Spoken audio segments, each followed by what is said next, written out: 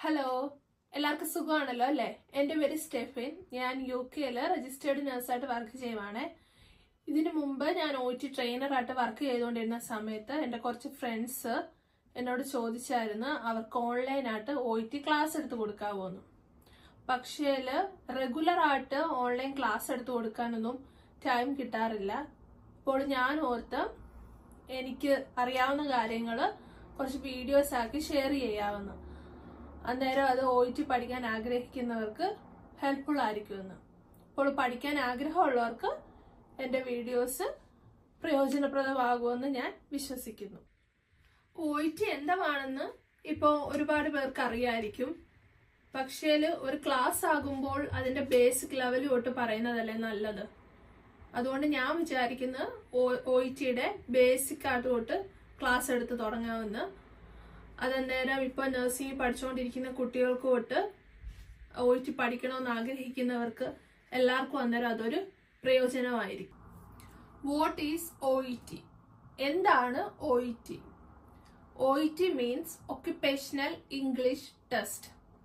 Medical പ്രൊഫഷണൽസിന് English speaking കൺട്രീസിൽ registered ആയിട്ട് വർക്ക് ചെയ്യാൻ വേണ്ടിയിട്ട് ഈ ഇംഗ്ലീഷ് സ്പീക്കിംഗ് കൺട്രീസ് നടത്തുന്ന ലാംഗ്വേജ് പ്രൊഫിഷ്യൻസി ടെസ്റ്റ് ആണ് OET. ആർക്കൊക്കെ OET എക്സാം അറ്റൻഡ് ചെയ്യാൻ പറ്റും? There are 12 professions who can attend OET exam. They are medicine, nursing, dietitian, dentist, physiotherapist, occupational therapist, optometry, podiatry, pharmacy, radiography, speech pathology and veterinary science. OETയുടെ validity 2 years ആണ്. പിന്നെ OET accept ചെയ്യുന്ന countries UK, Ireland, Australia, USA, UAE, New Zealand, Australia, പിന്നെ കുറച്ച് countries കൂടെ ഉണ്ട്. നമ്മൾ common ആയിട്ട് എല്ലാവരും ചൂസ് ചെയ്യുന്ന ഈ കൺട്രീസ് ഒക്കെ അല്ലേ. പിന്നെ ഒട്ടുമിക്ക പേരും ഡൗട്ടാണ് OET ആണോ IELTS ആണോ ഈസി എന്നുള്ളത്. ഈ രണ്ട് എക്സാമും അറ്റൻഡ് ചെയ്ത സ്ഥിതിക്ക് ഞാൻ പറയുന്ന മെഡിക്കൽ പ്രൊഫഷണൽസിന് OET ആണ് ഈസി.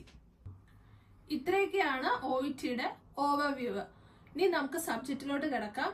OETയിൽ 4 സബ്ജക്ട്സ് ആണുള്ളത്. ലിസണിങ്, റീഡിങ്, റൈറ്റിംഗ്, പിന്നെ സ്പീക്കിംഗ്. ഇത് 4 OETയുടെ സബ് ടെസ്റ്റുകൾ. Listening 45 minutes, writing 45 minutes, reading 60 minutes, speaking 20 minutes. ഇങ്ങനെയാണ് OETയുടെ എക്സാമിന്റെ ടൈമുകൾ. ഇനി നമുക്ക് ലിസണിങ്ങിനെ കുറിച്ച് നോക്കാവേ. ലിസണിങ് 45 മിനിറ്റ്സ് ആണെന്ന് ഞാൻ പറഞ്ഞല്ലോ. 45 മിനിറ്റ്സിൽ 42 ക്വസ്റ്റ്യൻസ് വെച്ചിട്ടാണ്. ടോട്ടല് 3 പാർട്ട് വെച്ചിട്ടാണ്. Part A, part B, part C. Part Aയിൽ 2 എക്സ്ട്രാക്ട്സ് വെച്ചിട്ടാണ്. അത് കൺസൾട്ടേഷൻ എക്സ്ട്രാക്ട് ആയിട്ടാണ്. ഓരോ പാർട്ടിലും 12 ക്വസ്റ്റ്യൻസ് വെച്ചിട്ടാണ്. ടോട്ടല് 24 ക്വസ്റ്റ്യൻസ് ആണ് പാർട്ട് Aയിലുള്ളത്. അതിങ്ങനെ ഫിൽ ഇൻ ദ ബ്ലാങ്ക്സ് ആയിട്ടാണ്. അപ്പം നമ്മൾ ഓഡിയോ കേട്ടിട്ട് അതിന്റെ ഗ്യാപ്പിലാണെങ്കിൽ ഇങ്ങനെ ആൻസർ കേൾക്കുന്നത് നമ്മൾ എഴുതണം. അങ്ങനെയാണ് പാർട്ട് A വരുന്നത്. പാർട്ട് Bയിൽ 6 എക്സ്ട്രാക്ട്സ് വെച്ചിട്ടാണ്. ഓരോ എക്സ്ട്രാക്റ്റും 1 മിനിറ്റ് വെച്ചിട്ടാണ്. ഈ ഓരോ എക്സ്ട്രാക്റ്റിന്റെ അകത്താണെങ്കിൽ നമ്മൾ റെക്കോർഡഡ് ആയിട്ടുള്ള ഓരോ ഓഡിയോ ആണ് കേൾക്കുന്നത്. അതിൻ്റെ അകത്തുനിന്ന് ഓരോ ക്വസ്റ്റ്യനും കാണും. 3 ഓപ്ഷൻസും കാണും. ഓപ്ഷൻ A, B, C എന്ന് പറഞ്ഞുകൊണ്ട് ഇത് നമ്മൾ ഈ ഓഡിയോ കേട്ടിട്ട് ആ എക്സ്ട്രാക്റ്റിൽ നിന്ന് വരുന്നത് ഏതാന്ന് വെച്ചാൽ നമ്മൾ കണ്ടുപിടിക്കുകയാണ് ചെയ്യുന്നത്. ഇനി പാർട്ട് C. പാർട്ട് Cയിൽ 2 എക്സ്ട്രാക്ട്സ് വെച്ചിട്ടാണ്. അത് പ്രസന്റേഷനോ അല്ലെങ്കിൽ ഇന്റർവ്യൂവോ ആയിരിക്കും. ഓരോ എക്സ്ട്രാക്റ്റും ഒരു 5 മിനിറ്റ്സ് വെച്ചിട്ടായിരിക്കും. ഓരോ എക്സ്ട്രാക്റ്റിന്റെ അകത്തും 6 ക്വസ്റ്റ്യൻസ് വെച്ചിട്ടാണ് ഉള്ളത്. അങ്ങനെയാണ് ടോട്ടല് 42 ക്വസ്റ്റ്യൻസ് വരുന്നത്. ഇനി നമുക്ക് റീഡിങ് നോക്കിയാലോ. റീഡിങ് 60 മിനിറ്റ്സ് ആണ് ഉള്ളത്. 42 ക്വസ്റ്റ്യൻസ് തന്നെ. പാർട്ട് Aയും പാർട്ട് Bയും പാർട്ട് Cയും ആയിട്ടാണ്. പാർട്ട് Aയിൽ 15 മിനിറ്റ്സ് കൊണ്ട് 20 ക്വസ്റ്റ്യൻസ് ആണ് അറ്റൻഡ് ചെയ്യേണ്ടത്. പിന്നെ പാർട്ട് Bയും Cയും സെപ്പറേറ്റ് ആയിരിക്കും. 45 മിനിറ്റ്സ് ആണ് ഉള്ളത്. പാർട്ട് Bയിൽ 6 ക്വസ്റ്റ്യൻസ് ആണ് ഉള്ളത്. അത് മൾട്ടിപ്പിൾ ചോയ്സ് ക്വസ്റ്റ്യൻസ് ആയിട്ടാണ്. അത് നമ്മുടെ വർക്ക് പ്ലേസ് എക്സ്ട്രാക്റ്റ് ആണ് വരുന്നത്. പാർട്ട് സിയിലും മൾട്ടിപ്പിൾ ചോയ്സ് ക്വസ്റ്റ്യൻസ് തന്നെയാണ്. അത് ലോങ് ആയിട്ടുള്ള ആർട്ടിക്കിൾ ആയിരിക്കും.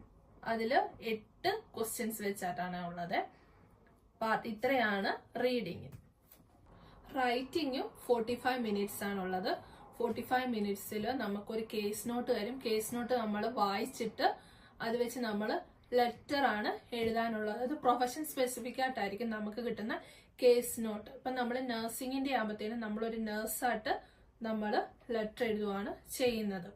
5 മിനിറ്റ്സ് നമുക്ക് റീഡിംഗ് ടൈം ആണുള്ളത്. കേസ് നോട്ട് റീഡ് ചെയ്യാനുള്ള ടൈമാണ് 5 മിനിറ്റ്സ്. ബാക്കിയുള്ള 40 മിനിറ്റ്സ് ഉണ്ട്. ആ 40 മിനിറ്റ്സിൽ നമ്മൾ ലെറ്റർ റൈറ്റ് ചെയ്യുകയാണ് ചെയ്യുന്നത്. ഇതിന് 6 ക്രൈറ്റീരിയാസ് ഒക്കെ ഉണ്ട് നമ്മുടെ ലെറ്റർ അസസ് ചെയ്യുന്നത്. ക്രൈറ്റീരിയാസ് ഒക്കെ നമുക്ക് പിന്നെ പറയാം.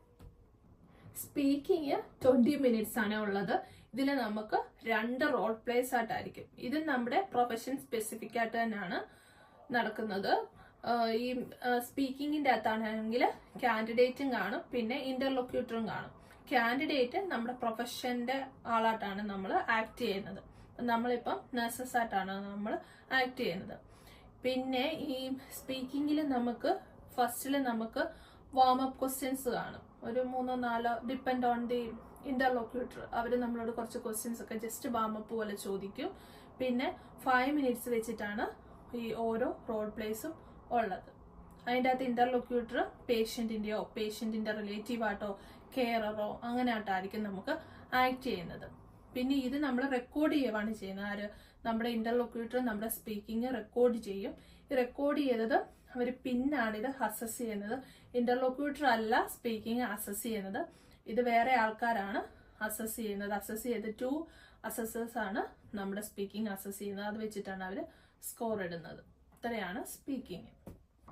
സ്പീക്കിങ്ങും അസസ് ചെയ്യുന്നതിന് 6 ക്രൈറ്റീരിയാസ് ഉണ്ട്. അത് ഞാൻ പിന്നെ പറഞ്ഞു തരാം. അപ്പോൾ ഇത്രയൊക്കെയാണ് OHനെ കുറിച്ചുള്ള ഒരു ഇൻട്രൊഡക്ഷൻ.